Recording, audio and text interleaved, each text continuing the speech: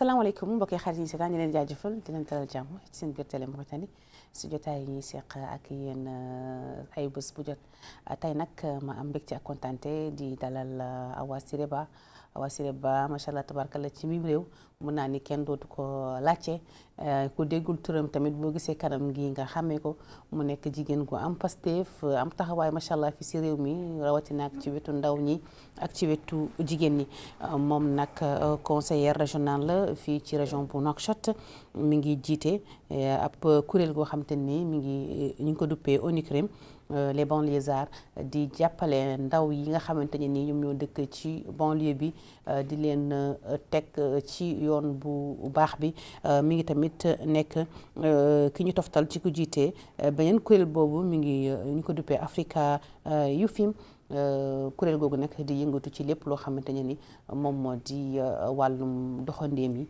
wala wàllum tamit jóge sa réew dem ci beneen réew ma bàyyi ko bu nuyoo ak yéen laata ñuy ñëw suñu waxtaanu bés bi Awa. Ça va Ndeye Fatou, comment vas-tu? Merci déjà ci invitation bi et surtout invitation boo xam ni da nga ma invité pour ma wax ci li nga xam ni daf ma soxal muy waxu délinquance juvénile. D'accord, donc merci beaucoup. waaw kon nag wax na ko li ñu fi teewee tey moom moo di waxtaanee ndaw ñi nga xamante ne ni dañuy jéggi yoon wala ñu ngi si waajum jéggi yoon wala ndaw yi nga xam ne sax jéggi nañu yoon ba pare naka la ñuy def ba mun leen tegaat ci yoon bu baax bi donc Awa yéen a ngi nekk ci banlieue bi comme ni ko seen kii bi seen turu ONG bi les banlieusards ngeen nekk ci banlieue bi ku wax banlieue bi xam na ni li nga xamante ne ni moom moo di ay xale yu jéggi yoon bari nañ fa boo fa waree dem yaa ngi xalaat yenn heure yi boo bëggee génn yaa ngi xalaat te la ngay xalaat la ngay ragal ay ndaw yoo xamante ne ni xëy na ñoom ñooy dal ci sa kaw lan nga yaakaar ni moom moo causé loolu ndaw yi nga xamante ne ni dañuy jéggi yoon bu baax bi dem si tegu si beneen yoon bi. Déjà Ndeye Fatou il faut que ñu comprendre dara. C'est que délinquance juvénile dafa nekk problème boo xam ni benn problème la buñ boo xam ni dafay dal xale bu am entre 13 ak 18 ans te xale yooyu dañuy nekk ci di def bépp ñaawteef boo xam ni day dem ci crime ak ñaawteef yoo xam ni dafay nekk antisocial te dafa fekk ni aussi problème boobu dafay dal xale bi te xale boobu dafay nekk ci phase développement ci phase mag côté tabax bi mu xam ni foofu lay commencer di tabaxee pour màgg di xàmmee ci instant yooyu la koy dal te bu dalee xale bi ci instant yooyu da nga gis xale bi déjà day perte avenir am day dugg ci système judiciaire ba pare day laal système social bépp boo xam ne day nekk autour ci xale boobu ci côté xale boobu donc loolu mooy problème bi maintenant bu ñu waxee mooy définition délinquance juvénile lan nga yaakaar ne moo koy indi la moo koy indi c'est que gis nga xale bu xasee ba dafay développé wu xale bu juddoo day développé wu bu amee ñetti at ñaari at ba ñetti at ci lay xàmmee couleur xàmmee yaayam xàmmee papaam xam lépp loo xam ne mooy nekk autour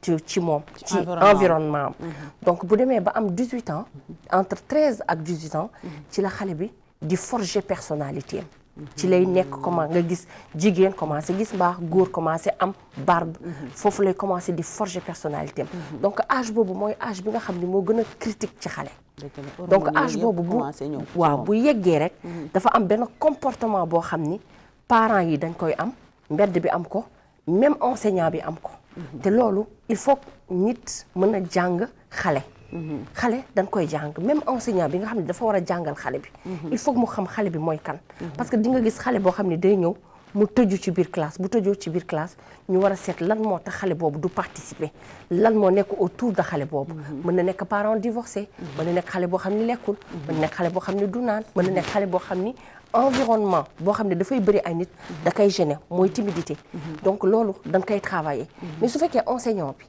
xamul jàngul xale dëgg la donc du mën a encadrer xale boobu te loolu dafa am jàng boo xam ni dafa am pour nit war a jàng xale et puis parents yi parce que gis nga âge boobu xale bi day nekk xale boo xam ni dafay révolté wu day bëgg wane boppam donc am na comportement boo xam ni papa ak yaay bi buñ ko amee ak moom rek xale bi day tax muy daw wala muy fugué wala muy tontu yoo xam ne du noonu xale bu ñëwee sax ni papaam ak yaayam am na âge boo xam ne doo dóor da ngay waxtaan parce que boobu yaram war na damm à un certain âge xale yaram day damm ñun nag duñ gaaw a damm yat nag non il le faut parce que instant boobu waxtaan mooy gën a nekk moo war a gën a nekk en avant que nga dóor parce que boo ko dóoree ci ngay gis xale bi daw ay xaritam naan ko yow mbaam nga lu tax ngay nangu sa papa ak sa yaay di lu dóor bu ñëwaatee ci kër gi mu révolté wu bu dawee ci lay dem mu gis ay peeram peer yooyu ñoo koy jàngal naan eau de roche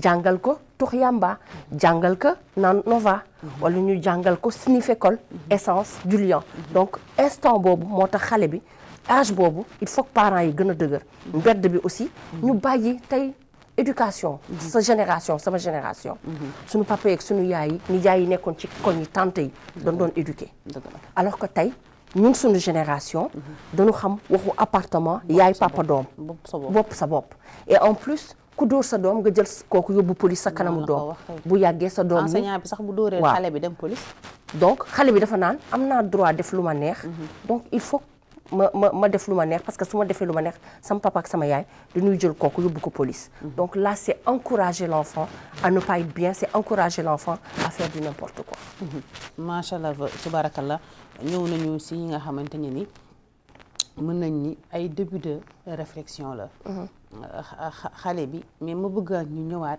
si éducation parce que nga xale bi day nekk si kër gi papa ak yaay léegi amatuñu jot malheureusement avant comme ni nga ko waxee ñun suñu génération amul kenn suñu ko yaru papa ak yaay tante mi ngi fi woon bàjjan mi ngi fi woon maam mi ngi fi woon umpaañ mi ngi fi woon te ñoo ñëpp dañuy yar si biir kër gi xale bi am ay règles yu bëri léegi xale bi day nekk rek famille li ñu koy waxee famille mononucléaire lañ koy xawma papa yaay rek ak xale bi donc am na beaucoup plus de liberté parce que am na beaucoup plus de temps boo xam ne moom kese moom mooy nekk te malheureusement xale bi nekkul moom kese en fait parce que mi ngi connecté mi ngi nekk ak yeneen xale ak yeneen xëy na yeneen jikko ak yeneen ak yeneen yi nga xamante ne ni bokkuñu lu ñu gëm xale bi mën a indi si moom loolu yëpp donc ñun ban comportement ñun balaa ma ñëw si jàngalekat yi après ñun parents yi la ñu war a mën a am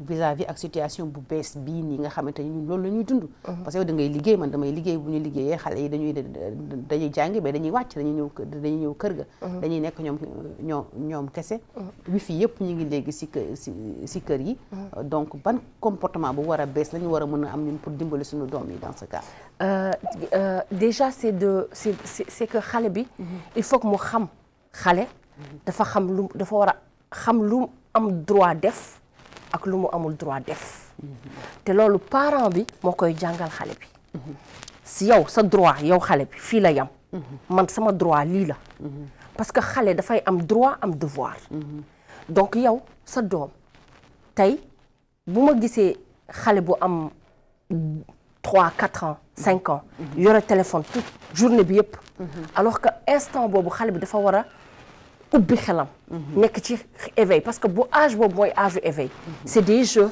comment ngay construire kër comment ngay construire benn poupée nga jël poupée def ko en pièces nga jox ko mu defaraat ko mu dem ba mu am 10-13 ans même instant boobu dafa am heure yoo xam ni mën nga ko jox téléphone te heure boobu nga koy jox téléphone aussi na xam exactement yan émission la war a seetaan ci téléphone bi parce que da nga naan ko téléphone baa ngi nii mais lii nga si war a jàng boo duggee par exemple da nga nekk ci cours de science SVT science nat am na si biir Google ay cours yoo xam ne xale bi mën na ko utiliser pour mën a gën a xam lu muy jàng lan la mais pas que bàyyi xale mu nekk si ay jeux surtout jeux yi nga xam ne dafay am ay fetal ay dóorante ay jaasi ak yooyu parce que loolu day tax xale bi day jouer jeu bi après da ciy nekk dépendant tout le temps da ciy nekk et loolu day tax xale bi bu génnee bu ko nitu defee dara rek mu fayu parce que pour moom looloo nekk ci jeu bi loolu la war a def waaw donc ñun ñoo war a am violence bi xale yi dafa dañ leen ko mooñaan ndax jeu yi ñuy jouer et même bu dul loolu parce que xam nga xale yi tey gis nga 2098 ba 2005 xale yi ñoo ngi doon utiliser diluant essence Colforce lavanda ak sumsum le séeréer yi doon jaay 5e xale yi di ko utiliser léegi 2005 ba léegi nii xale yi ñoo ngi utiliser eau de roche Nova ak des Estasi yooyu ay comprimé la léegi bu ñu jëlee def cocktail boobu yëpp def ko ci seen biir xel loolu day tax xale bi day c'est des antivitamines en fait antivitamines yooyu day tax xale bi après système nerveux moom lay jaxase ba xale bi bu génnee bu jëlee extase yooyu yëpp xelam jaxase ko dès que mu xeex ak xaritam wala mu am problème ak xaritam lan mooy ñëw ci xelam naa fayu boobu bul xam lan la mën a indi mooy indi ñu génne arme blanche jamante parce que boobu nekkatuñu ak seen xel te aussi maa ngi ñaan état bi ñu seet tey les couteaux 108 là yu ñuy jaay ci mbedd yi di ko jaay ci boutique yi na ñuy xool ñuy saytu parce que yooyu la xale yi di utiliser pour rayante te loolu ay marchands ñoo koy ñoo koy jaay commerçant donc il faudra qu'on arrête de vendre à des enfants ay paaka parce que gis nga marché bi nekk wetu marché Socim dafa étalé wu partout ci mbedd yi xale yi nu mu leen neexee lañ koy jëndee te ñooñu duñu xam xale yi lu tax ñu koy jënd te pourtant xale yi dañ koy jënd juste parce que pour ñoom dañu war a yore paaka boobu pour protéger wu donc il faudra que état bi aussi delloo si xelam di xool nan lay liggéeyee pour xale yi mën a am bañ a mën am accès ci arme blanche yooyu nekk na problème arme blanche yi mais aussi li nga xamante ni xale yi dañ koy jëfandikoo pour tàqale ko seen sago li nga fi cité yëpp loo xamante ni tamit askan bi dañ koy soxla il faut ñu jaay ko léegi nag resté xëy na yar ñi koy jaay ba ñu am conscience su papa ak yaay bu xale bu ndaw ñëwee di ko jënd nga xalaat ni bu doon sa doom la est-ce que di nga ko jaay parce que est-ce que tamit nekkul loo xamante ni dafa war a nekk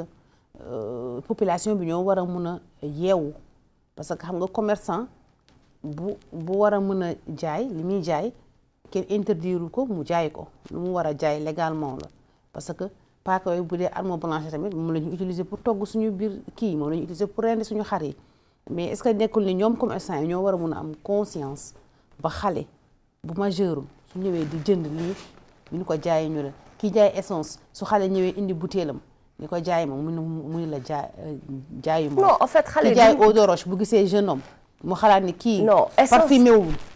mais essence bi du xale yi duñ ko jënd. pétrole jëndi luwuñ ko. parce que en général ci garage yi la ñuy dem.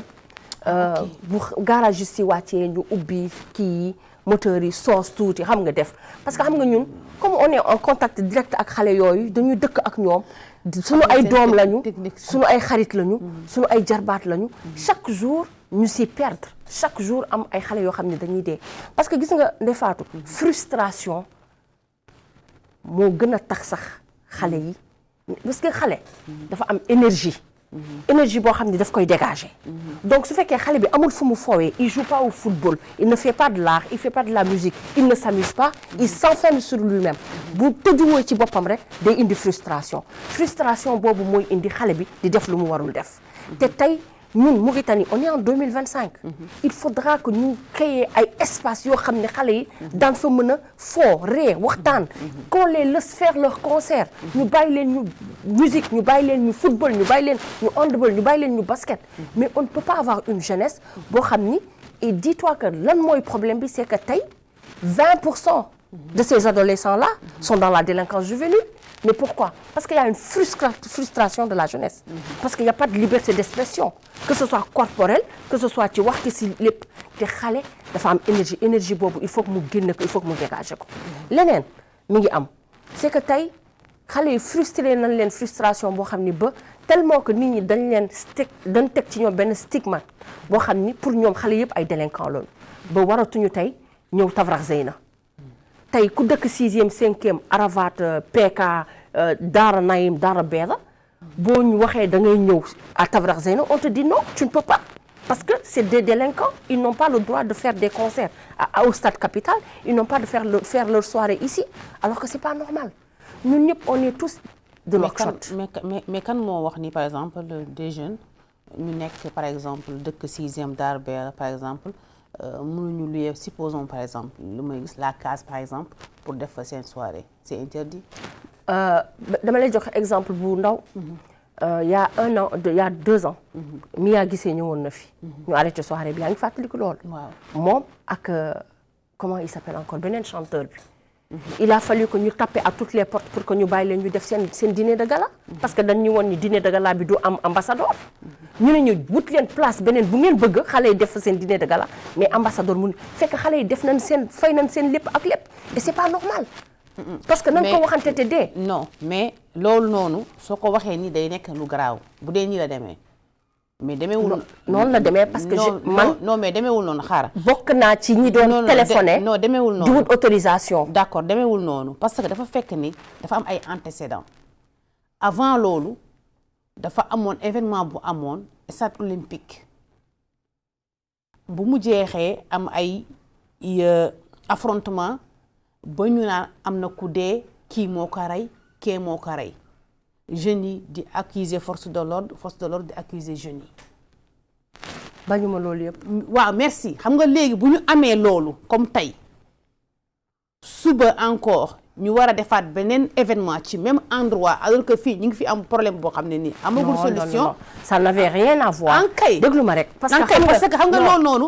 déglu ma déjà faatu. ñun ci terrain bi lañ nekk. man tamit yaakaar naa. xale yi bu ñu amee problème yaakaar naa dëkkuma Japon de. déedéet waxuma loolu mais gis gis nga bu xale yi amee problème. les premières personnes yi nga xam ne ci ñoom la ñuy dem. ci ñun la. ci ñun la ñuy ñëw ci ñun la ñuy jooytu.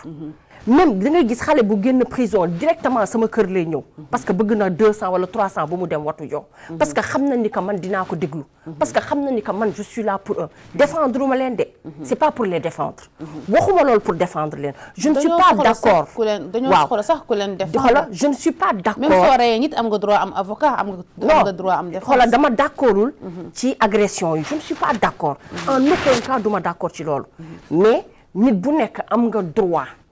droit boobu buñ la ko bañal. je suis contre nit am droit def dara. ñu ni ko amoo droit boobu. parce que c'est pas normal. est-ce que yéen ñii di combattre délinquance juvénile bi damay wax est-ce que juumu leen terrain. par exemple pourquoi. exactement j'en viens. est-ce que tey jii combat bi warul nekk à ce que. xale bi comme ni ma la waxee à part kër ga école la bu gën a bari temps bu muy nekk. est-ce que jotul ngeen def benn lobbying. pour que ci biir école yi déjà ci biir école yi mu commencé depuis le primaire. mu bañ a nekk jàng rek wàcc. xale bi mën a biir école bi mu am fa cadre bu nga xam ni comme li nga wax ni dina mën a am liberté d'expression. bu fekkee ni art la école bi am cadre boo xamante ne ni xale yi mun def art daañu am cadre bu ñu mun a defee ñoom exprimer wu ci seen art xale yi bëgg a def sport daañu mun a am temps. c'est ça tu me fais rire. non je ne te fais non. si tu me fais rire tu sais pourquoi. xaar ma wax la xam nga lu tax yaa ngi reetaan loo. waaw. yow koñ yoo xam ni école yu baax amuñu fa mur yaa ngay daanu école yu amul fenêtre nan la ñuy jàngee art. waaw léegi moo tax may la sport waaw léegi moo tax nag. éducation physique.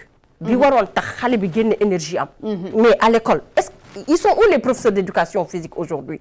mais les professeurs d'éducation physique n'existent pas ils se retrouvent en tant que des surveillants. alors que ñoom seen formation éducation physique la. tey c'est des surveillants dans les lycées. chose qui n'est pas normale. nañ waxante dëgg awa man lii nii man lii nii xam nga généralisation bi man am naa sama nijaay par exemple. professeur d'éducation physique ba dem na retraite daaw si je ne m'abuse. musul def surveillance. il a toujours. da doon def na éducation physique. si il a toujours. maa ngi koy nuyu fan la doon jàngale. maa ngi koy nuyu au passage. fan la doon jàngale. sama nijaay il a toujours yi. non je veux savoir. non da nga indi sa kaawu nijaay. si dama indi fan la doon jàngale. xoolal dama indi sama kaawu nijaay. mënuma la wax ci carrière am yëpp ban école la nekk di évoluer. xam nga yow sa nijaay nga wax. mais tout ce que je sais. c'est que ni am na ay élèves am day def am na ay lycée yu mu yore amu sax benn lycée. que ni day xëy këram chaque jour yore chrono am yore matériel am dem pour def éducation physique. c'est exceptionnel alors.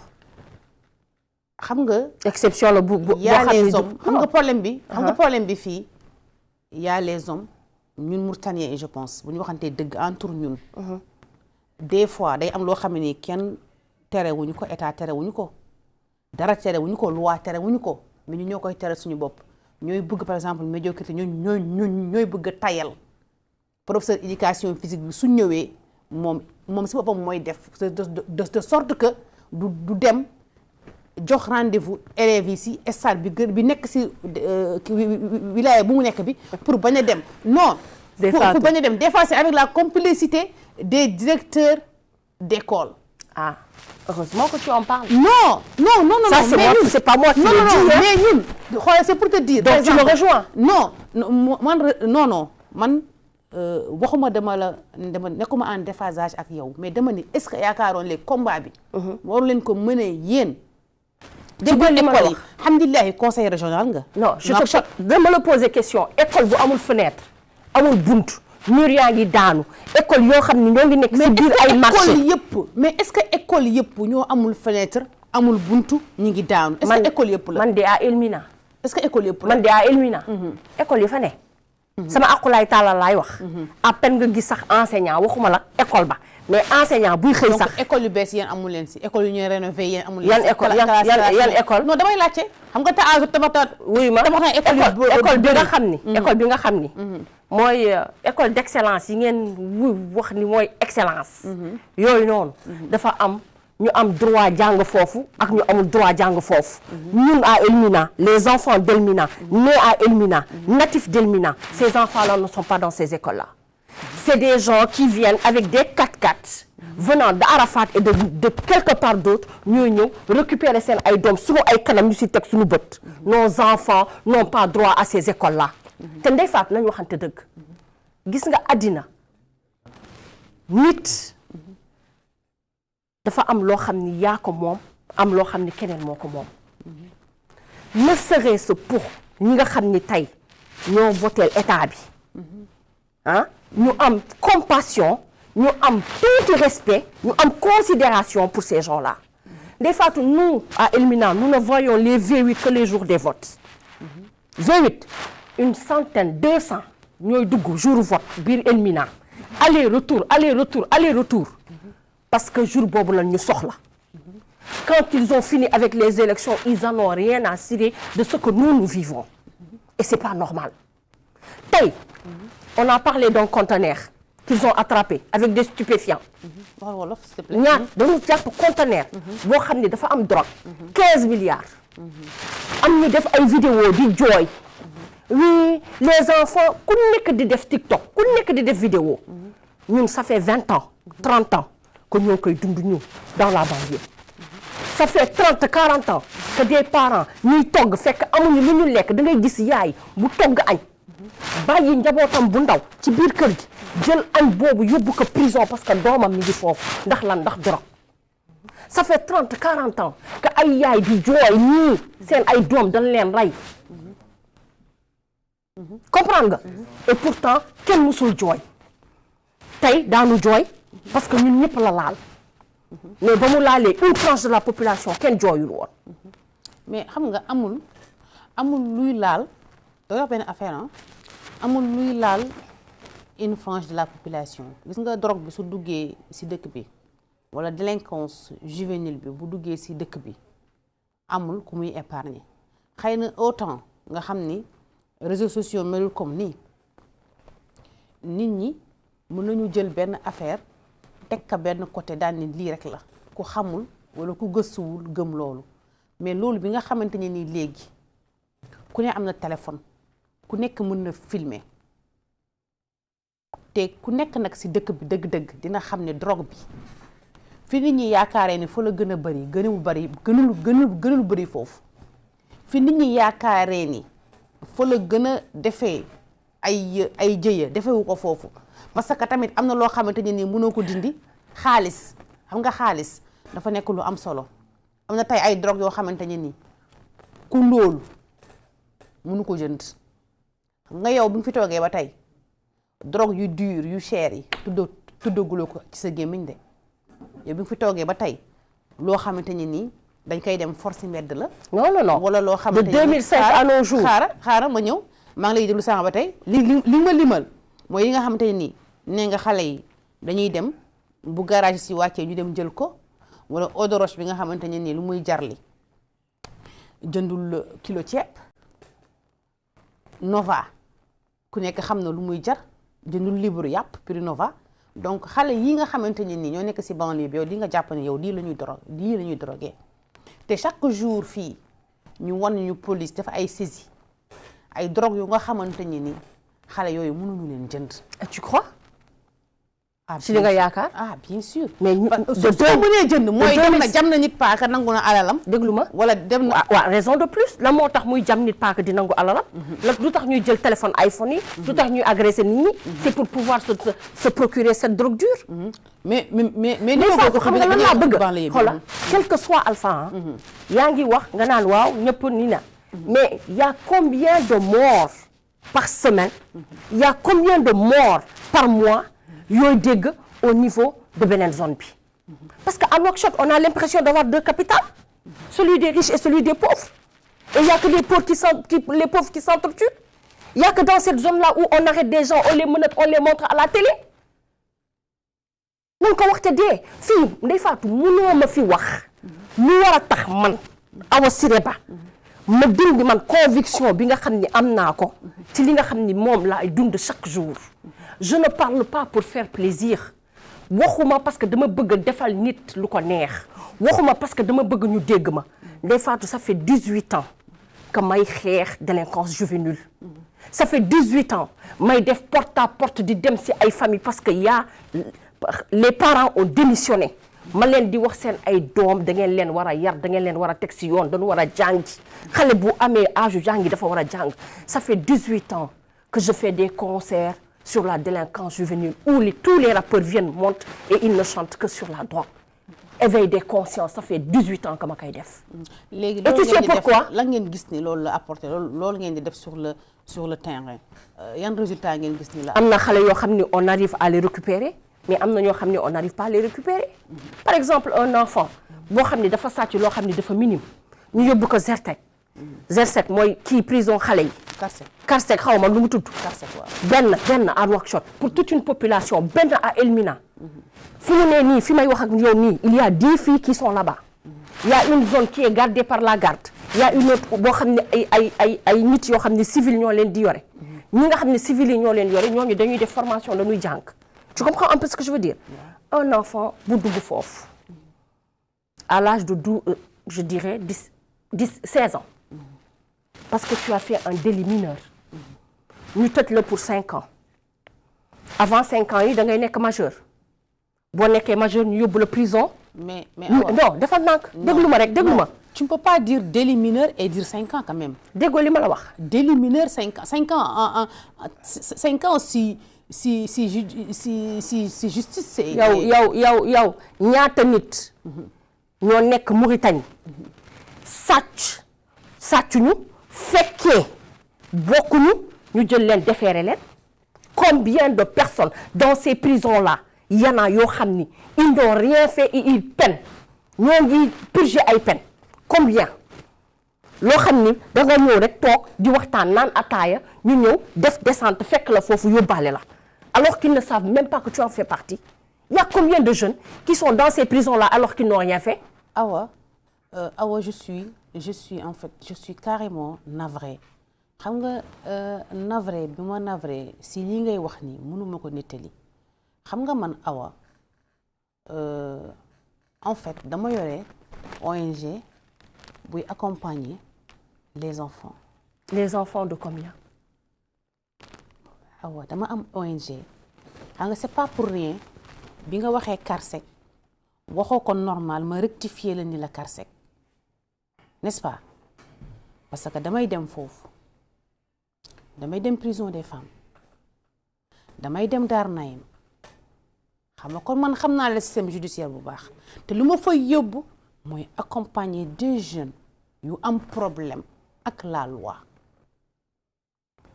donc boo nee ñaata nit ñoo nekk ci prison bi defuñu dara soo ko waxee si dëkk boo xamante ni nii en fait am na police day faatu teewul écoute non teewul lay laaj yow ban est-ce que man non mais non parce que xam nga mais sérieux ma fan nga nekk non attends est-ce que li ngay wax nii ça veut dire quoi li ngay wax nii ça veut dire que ma lay wax rek li ngay wax autrement dit mooy que fii booy dem mandat de dépôt bañ laa ñëw fay def enquête amul au niveau du commissariat. J'ai jamais dit ça. Ah parce que waxuloo ma lu ma wax. soo ñëwee c'est juste non j'ai pas dit ça. juste d'instruction bi. ça je l'ai pas dit non non non. soo ñëwee aussi Fatou boo ñëwee aussi juste d'instruction bi. ça je l'ai pas dit. enquête je suis désolée je l'ai pas dit. ça dit que dañ lay ñëw. je ne l'ai pas dit. nga assisté waxuma loolu. ñu ñëw ñu fekk la benn place. loolu waxuma ko dem. loolu waxuma ko dama ni la. tëj la benn mineur 5 ans. mais 5 ans en matière pénale mais. waaw léegi déglu ma yow yaa wax. d'accord maa ngi lay déglu. dama ni la. j'ai été très claire. li ma wax. je le répète et je le réitère et je le dis. avec conviction. waaw s'il te plaît waaw ñu li may wax dama koy wax ak conviction. dama koy wax parce que dama ko dund. dama koy wax parce que dama ko fekkee. waxuma ni kenn du la yóbbu police. waxuma la kenn du la juger. waxuma la kenn du la déférer. waxuma loolu. dama ni la. il y a des gens. aujourd'hui qui sont déférés parce que par malchance. peut-être que je me suis mal exprimée, par malchance, ils sont amis avec quelqu'un qui a fait un délit, ou ils sont, ñu fekk leen ci place bu ñuy naan s'il te plaît. waaw il faut que da may comprendre. waaw dina comprendre xam naa ba bi moom. waaw boo ko dégg olof ma dina xam kii tuuti. parce que pël la yaa ma gëj a dégg olof. macha allah dafay fekk xale bi par exemple wala jeune bi. ñëw seet si xaritam. waaw ñu ñëw di jël si xarit boobu comme kooku def na délit. ñu ni moom ci la bokk. Il y a des gens qui ont été déférés pour ça. ça j'en gis naa ko. maa ko dund. waaw man tamit gis naa benn. man loolu laa la waxuma la ni. que oui il va pas au commissariat wala. non non non dama bëgg nga wax loolu ma wax. ku ne xam na non non awa awa très sincèrement awa muy fii di partout awa ci àdduna bi xam nga association de malfaiteurs ñu bëri si àdduna bi ñu bëri nag si lañ leen jàppee association de malfaiteurs. te ñu bëri bu ñu leen jàppee association de malfaiteurs lan la ñuy wax xamuma woon dañ lay tontonné la nul n'est censé kaay ma wax la. t'es d'accord pour ça. bàyyi ba ma pare rek. t'es d'accord. ma pare qu'on mette en prison quelqu'un qui n'a rien fait. non déglu ma rek pas quelqu'un qui n'a rien fait. association de malfaiteurs boo ko gisee mu déggoon ma la wax chaque fois bu amee dañ borom danaan xaw ma woon dañ koy tontonné nul n'est censé ignorer la loi waaye man li ma gis man nga yow am nga droit ni gis nga. man tamit am naa droit ni gis naa man li ma gis mooy premièrement da ngay ñëw daañ la yóbbu mais bu ñu defee enquête bi ba ngeen ñëwaat retour au parquet le plus souvent ñi nga xamante ne nii bokkuñu si dañ leen di bàyyi ñu dem seen yoon parce que ñi si bokkul déjà ka def moom dina ni kii daf ma ñëwoon seet si fi ñaata yoon te du fi partout man gis naa ba tey ñoo xamante ne nii dañoo ñëw. gis naa ku ñëwoon sax livré tombeek police di ñëw di jël ci gars yi te dafa ñëwoon di livrer mais par malchance mu ñëw di sonné porte bi bu ñu ñëwee duñ ko fa bàyyi dañ lay yóbbu. waa tàggatal sa temps bi yëpp jeex na xuloo nga temps bi yëpp jeex na nga tàggatal. parce que yow yaa ma pousse ma xuloo. bon man sama dernier mot. waaw mooy je lance juste un appel à l'État. waaw merci waay noonu baax parce que. dafa am benn écart bu ngande bu am entre état ak population et c'est pas normal parce que tey état population moo tax état am population bu amulee état amul ministre du am président du am premier ministre du am donc nanu approché wu ci population yi gis nga garab bi dafa am ay fruits te fruits yooyu ñu ni jiite dañuy bëgg lekk ci fruits yi buñ leen mayulee occasion ñu lekk ci fruits yi daañu dagg garab gi da nga koy gor garab bi daan ñu lekk ci fruits yi donc nañu delloo ci seen xel ñu ubbi seen xel ñu nekk ak kii yi ñi nga xam population bi di waxtaan ak ñoom di xam seen ay problème di dem si ñoom di leen gëstu di leen toppatoo loolu mooy sama dernier mot. donc ñu koy jaajëfal bu baax Awa Siré Ba waxtaan bi xawoon na tàng tuuti mais nag lépp rek pour defar la en fait defar pour defar di wax ni rek ñoom ñi ngi ci banlieue bi di xeex lu ñuy xeex donc yàlla leen yàlla defal leen si ndam. amiin mën nañ bañ a ànd ak ñoom si niñ koy defee niñ koy waxee mais quand même ku ne rek day xam ne rek defar dëkk bi moom moo leen tax a jug. te tamit nguur gi dafa njaboot nguur noonu la boo jiitee da ngay xam ne da nga njaboot ñi ànd ak yow ñi àndul ak yow ñi la bëgg ñi la bañ ñi ànd ak yow si li ngay doxalee li ngay xalaatee ñu àndal ak yow ñoo ñëpp yaa leen njabootee ku jiite tamit da ngay mën a da ngay mën a muñ moom mii du ñàkk xëy na Elmina am na fa ay jeunes yoo xamante ni dañ koy sànni xeer naan defu fi dara noonu la boo jiitee rek dañuy wax ku boot bukki xaj mbow la àdduna moo demee noonu ma koy jaajëfal bu baax si nu mu ñëwee wuyu suñu invitation te di ko ñaanal yàlla rek carrière bu gudd bu yaatu bu bari ay ndomba tànk parce que réew mi rek moom moo ko soxal ak lu munti xew di jaajëfal bu baax yéen ñi doon seetaan te di leen jox dig daje ba beneen yoon incha allah